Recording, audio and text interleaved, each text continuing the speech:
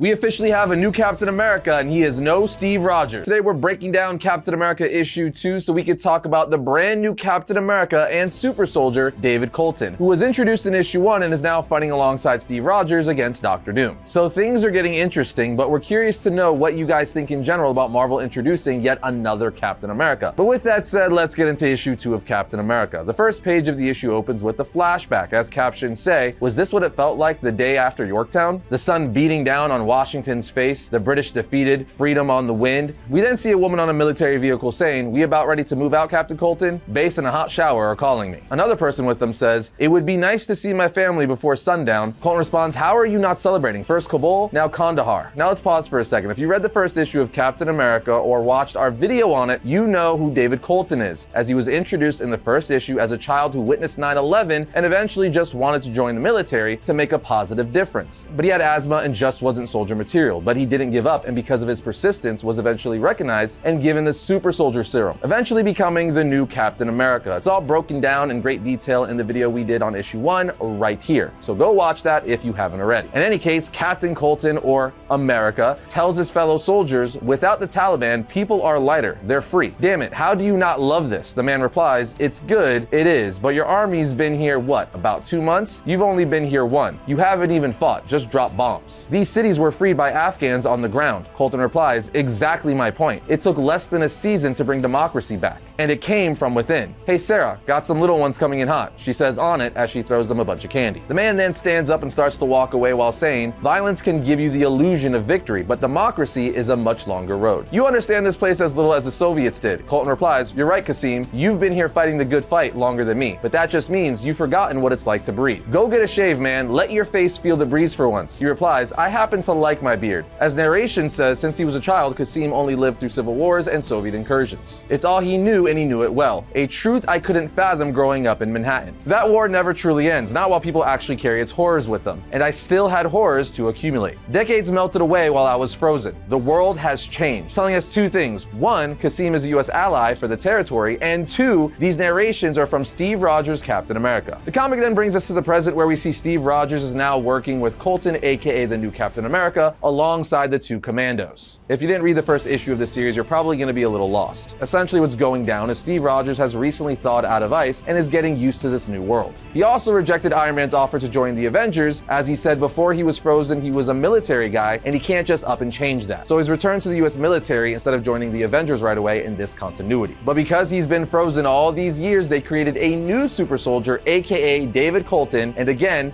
highly recommend watching the first video to get all the deets. On the next panel, we see Steve Rogers on a plane with his fellow soldiers, and we learn they're going to a city in Doom's country to save hostages. Captions from Rogers go on to say, "But I'm almost ashamed to admit that I feel lighter, knowing that I could still exist here with my original purpose. Beating fascists, does that man who replaced me feel the same way? What's David Colton's mission?" Colton then says, "Warlords dressed as kings all the way down. Remember, Rogers, we're not here to overthrow Von Doom. This is an extraction mission in and out." Rogers says, "Understood, Major Colton." Colton asks, "We're not going to have a problem, are we, Captain?" Rogers replies, "No, sir. Still getting used to things in this time. I went to sleep in a world of chaos. If we saw an enemy, we took them out." Colton replies, "It's still chaos, soldier, but the chaos is kept in check with walls of order spread throughout the world, and we're the walls." As they jump out of the plane, skydiving down to Doom City. Rogers' captions then say, "During the war, when I walked into a new country, a new village, I knew to just listen at first. This isn't my home. Let those who live here tell me how I'm needed. I need to just listen now to my superiors, to the people who live lives in this time. Show me the way, Captain America." We then see that Thunderbolt Ross is having trouble communicating to Colton, Rogers, and the rest of the team over comms. Colton is able to get some words through saying, "We'll send word once we're back to the extraction point, but the signal blocking will make it impossible to maintain contact once we get closer to town." Steve Rogers then says, 10 clicks to the Rebels rendezvous spot. Sunrise in 2 hours. We better move quickly." Colton says, "We're good. Satellite shows clear path, no enemy engagements."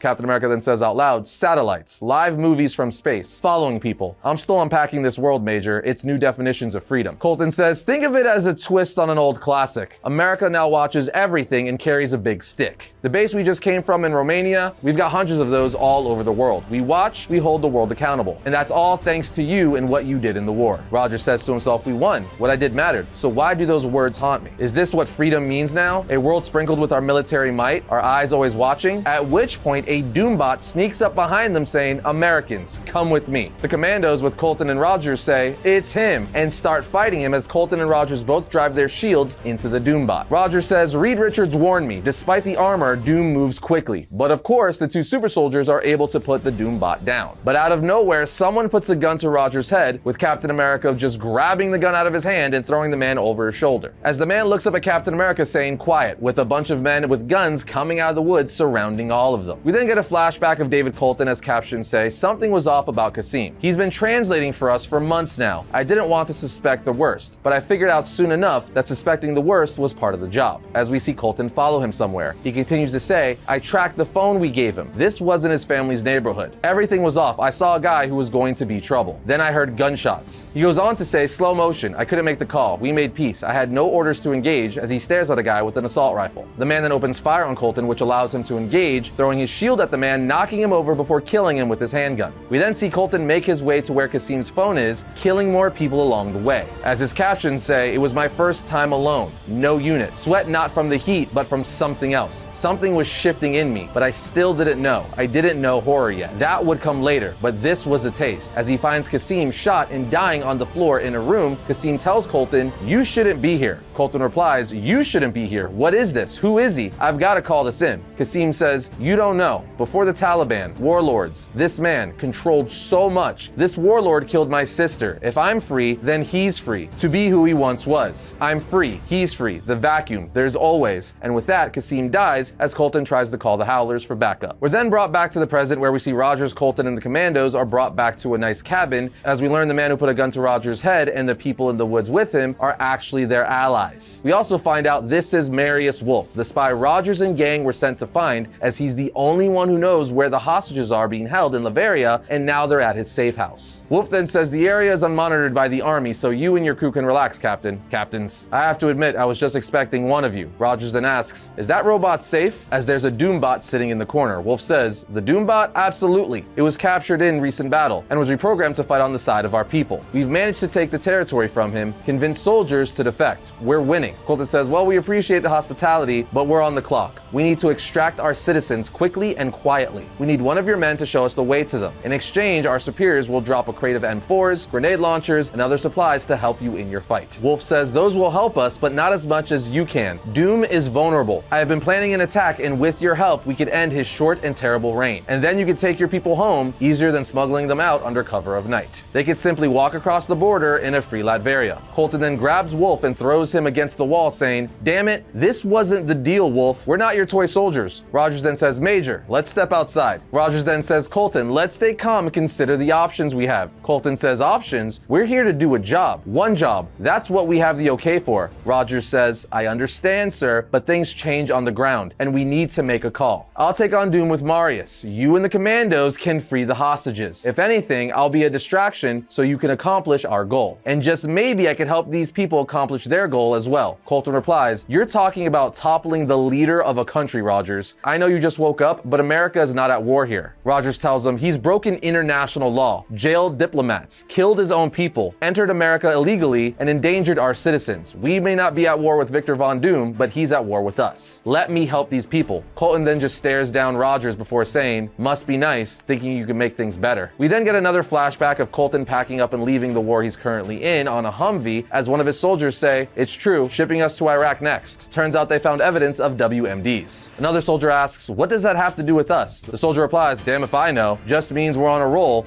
and you don't stop when you're on a roll." As we see Colton looking at the collateral damage as they leave. We're then brought back to the present where we see Colton and the commandos go on the mission they were sent on, while Rogers goes with Wolf to potentially take down Doom. Colton says, "I don't like this," but Rogers says, "It's the best way. Marius and I will head into Doom's castle." Marius then adds, "Which we'll gain access to thanks to our robot friend here." Colton says, "Whatever you do, make it quick. The general is waiting for us at the extraction site, but if this all blows up, he's going to pull out and pretend like he was never here." Rogers says, "Understood." One of the commandos then asks Colton, "This a good idea, boss?" He replies, "Probably not. Guy's a hero, no doubt about that. God knows I looked up to him, but he's lost." a man out of time. We can't let him drag us down while he figures the world out. From here, we see Rogers go with Wolf and the Doombot as they make their way into Doom's castle. Once inside, Wolf says, "I can't believe it," as he sees Doom eating alone at a table. Wolf, Rogers, and the Doombot then look down at him from the rafters they snuck into, while Marius then pulls out a gun as Cap says to himself, "Marius is in his time, about to make his moment. He doesn't need me here at all. He doesn't. Damn it." David's voice is in my head. This isn't a mission, cold blood, an assassination. It's not the way a country moves forward. And as Wolf sets his sights on Doom, ready to snipe him, Rogers grabs the rifle saying, "Stop. We take him before court." Wolf says, "The hell?" Rogers says, "This isn't justice," as the Doombot turns on them and starts attacking them saying, "It's not. At least, not yet." The Doombot then electrocutes both of them, sending them crashing to the floor below. Captain America's captions say, "My ears are a siren." The robot says something, but I can't make it out. Too easy. A trap. I've endangered the hostages. The mission. Nothing like this from my time. Speed, power, force, as the Doombot lays into Rogers. Rogers continues to say, "I'm trapped here. A man with a metal disc, a young man made old by the future, but too damn stupid to stay down." The Doombot then brings Rogers to the real Doom while saying, "It would be my pleasure to dispose of this American trash." But the real Doom says, "No, wait. This man, the rumors out of New York, they appear to be true. Steve Rogers, the original Captain America, scourge of Adolf Hitler." Doom then puts his hand out to Rogers saying, "Victor Von Doom and the nation of Latveria welcome you as a hero." And just like that, the issue ends. Yes, this is a great Captain America series. I love how we're dealing with Captain America acclimating to the modern political climate while simultaneously contrasting his beliefs with David Colton's, who's clearly being set up to be a more cynical version of Captain America. It seems like Colton's not going to be a full-on evil Captain America or villain, but again, just a more jaded version of the character. Zdarsky is yet again killing it, and I can't wait to see where this title goes. But there you have it, friends, Captain America issue 2 and the full reveal of the new shield-wielding super soldier. So what do you guys think of David Colton as the new Captain America and how he contrasts from Steve Rogers' Captain America?